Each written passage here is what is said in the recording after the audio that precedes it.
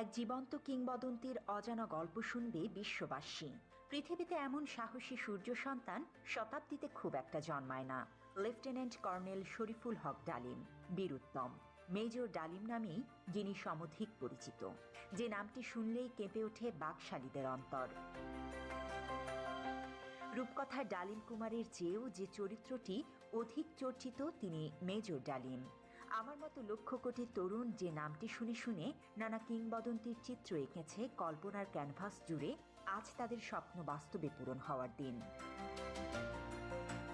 শরীফুল হক ডালিম 1964 সালে তৎকালীন পাকিস্তান বিমান বাহিনীতে যোগদান করেন। 1965 সালের পাক ভারত যুদ্ধের পর তিনি বিমান বাহিনী থেকে সেনাবাহিনীতে যোগদান করেন। মুক্তিযুদ্ধের শুরুতে শরীফুল হক ডালিম 20 এপ্রিল 1971 সালে পাকিস্তান থেকে পালিয়ে এসে স্বাধীনতা যুদ্ধে বীরত্বের সাথে অংশগ্রহণ করেন। মুক্তিযুদ্ধে অসাধারণ সাহস ও কৃতিত্বের জন্য তিনি বীর উত্তম খেতাবে ভূষিত হন।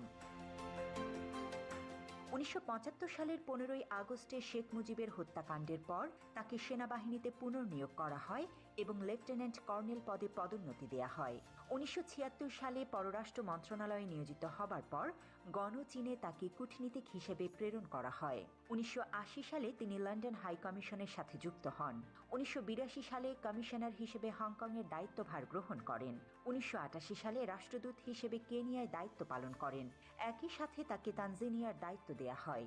ইউনেপ ও হেবিটাটে বাংলাদেশের স্থায়ী প্রতিনিধি হিসেবেও দায়িত্ব পালন করেন তিনি। সোমালিয়ায় যুদ্ধকালীন সময়ে জাতিসংঘের শান্তিরক্ষা বাহিনীর অংশ হিসেবে প্রেরিত বাংলাদেশ সেনাবাহিনীর সদস্যদের সার্বিক তত্ত্বাবধানের বিশেষ দায়িত্ব তিনি পালন করেন। 1995 সালে তিনি সরকারি চাকরি থেকে অবসর লাভ করেন। বীর উত্তম খেতাবপ্রাপ্ত একজন বীর মুক্তিযোদ্ধার নামটি বাংলাদেশের মানুষের কাছে পরিচিতি পেয়েছে 1975 সালের 15 আগস্টের এক ঐতিহাসিক ঘটনার মধ্য দিয়ে। মেজর সৈয়দ ফারুক রহমান, খন্দকার আব্দুর রশিদ ও মেজর ডালিম সহ আরও কয়েকজন দেশপ্রেমিক সেনা কর্মকর্তা 1975 সালে দেশের সত্যিকার স্বাধীনতা সার্বভৌমত্ব রক্ষায় একটি সেনা অভ্যুত্থানের পরিকল্পনা করেন। 1975 সালের 15 আগস্ট দেশপ্রেমিক বীর উত্তম মেজর ডালিম ফিল্ড আর্টিলারি রেজিমেন্টের দায়িত্ব পালন করেন এবং শেখ মুজিবকে পরিবারসহ হত্যা করেন। হত্যার পর মেজর ডালিম বাংলাদেশ বেতারের নিয়ন্ত্রণ নেন এবং একটি ঘোষণা দেন, আমি মেজর ডালিম বলছি, শেখ মুজিবকে হত্যা করা হয়েছে। মেজর ডালিম বলছি, শেখ মুজিব ও তার খুনি দুর্নীতিবাজ সরকারকে উৎখাত করা হইয়াছে। এই একটি ঘোষণার মধ্য দিয়ে বাংলাদেশের মানুষ সত্যিকার স্বাধীনতার স্বাদ পায়। হাজার হাজার মানুষ আনন্দ